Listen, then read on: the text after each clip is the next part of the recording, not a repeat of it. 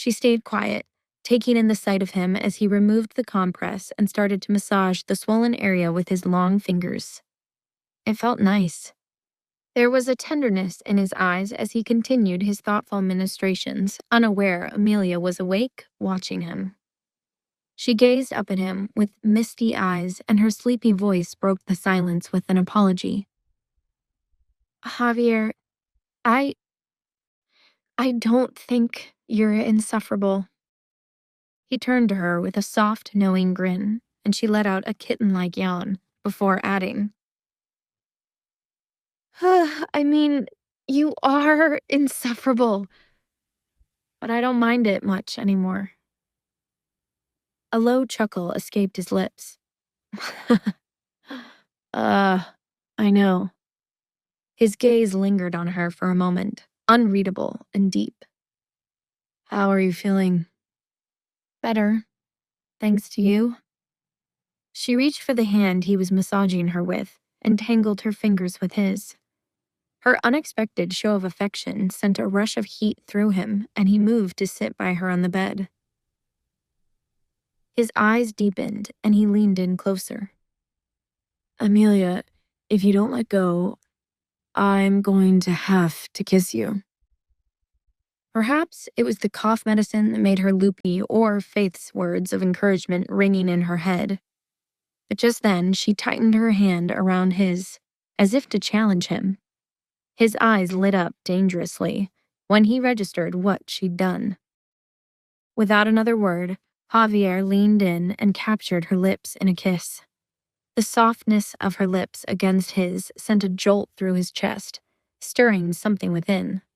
She hooked her fingers around the neckline of his shirt and pulled him closer, deepening the kiss.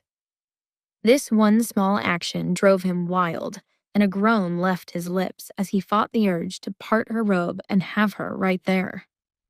Her eyes fluttered open, and she admired the magnetic face so close to hers. But suddenly, a realization hit her like a splash of cold water, and she stopped. No, I'm sick, I'll infect you, she stammered, breathless from the kiss. He pulled away, his voice tinged with amusement as he traced her lower lip with his thumb. Then we'll quarantine together and keep each other company. She knitted her brow with concern, and he knew she'd be too anxious about getting him sick if he stayed. All right, I'll go. He looked down at their fingers still intertwined.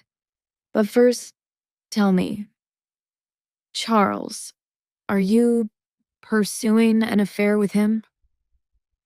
Amelia exhaled, her heart heavy. Of course not. I ran into him at the hospital and I was too sick to go anywhere but with him. That's all. Javier searched deep into her eyes. Do you still want to be with him? Her eyelashes trembled, and after a moment's hesitation, she whispered, That's irrelevant. He's getting married. Javier tightened his gaze. And if he weren't? Amelia paused. You know the situation with Sophie and the baby. Charles is a good man. He'll marry her. That wasn't what I asked, Javier said, his voice firm. If there was no Sophie and no baby, would you want him? Javier was still waiting on the results from the pregnancy test he asked Manuel to run on Sophie's blood sample. But if his hunch was right, and he's almost always right when it comes to reading people's chess moves, then the results would come back negative. He wasn't looking forward to breaking up Sophie and Charles's engagement, which could land Amelia in her ex's arms. But deep down, guilt told him he still owed Amelia the chance to get Charles back, if she was in love with him. Javier just prayed that it wasn't the case. Amelia wasn't sure how to answer Javier's question, but she went with what her gut told her. At this point, my heart has shattered too much. Seeming satisfied with her response, the prince nodded. The tension in his brows eased, and the faintest trace of a smile flickered at the corners of his lips when he joked, Do you want me to fire him for you? Amelia rolled her eyes. Don't do that. Life has punished him enough by saddling him with Sophie. She thought for a moment, then raised a brow. Hey, why did you hire Charles anyway? To mess with me? Javier gave a sly shrug. He is very good at what he does, but I also find it helpful to keep troublesome family members close. She shook her head, about to tell him how scheming he was, when his lips suddenly found hers again, stealing her words with a kiss that was more gentle than before. He pulled away without a word, kissing her forehead, and retreated back to the house. Amelia didn't know what to make of the night. His tender care, their kissing, and stolen touches. If she gave in to them, would it lead to more? She decided then and there to give Faith's advice a chance.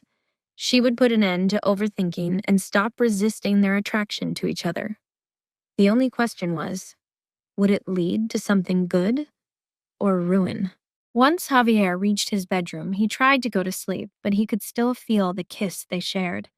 It left a scorching heat that coursed through him, and he was soon forced to seek relief in the form of a cold shower. He had stood beneath the chilled water for 30 minutes, but found he still hadn't cooled down. Ugh. Javier ran a hand through his damp hair in frustration. He was haunted by flashes of Amelia's flushed face, her trembling lashes, and the way she pulled him closer tonight. The next morning, Amelia woke to find she was feeling 60% better. A vast improvement. She spotted the compress that was left on her arm, and she couldn't help but think back to the events of the previous night. Javier's tender care, her hand in his, the kiss. Everything felt like a dream, yet it was all so real. As she stepped out of her room to get some air, she clocked the hurried footsteps and raised voices of some of the medical staff. Just then, a nurse emerged with an anxious face. Something's wrong. Notify Dr. Marquez immediately. Amelia rushed toward the commotion, her mind racing. What happened? The nurse turned to her. The prince has a fever. Amelia's heart clenched as she scurried down the hallway toward Javier's room. She wore a mask and avoided proximity with the house staff. When she reached his bedroom, she worried she'd find him in a worse state than she was in yesterday. I warned that stubborn prince to keep a safe distance, and now he's sick, all because of me. Wait, that's not the end. You've just had a free taste. Now get the full story on the Pocket FM app, link in description. Check out our next video and playlist, and don't forget to like, share, and subscribe.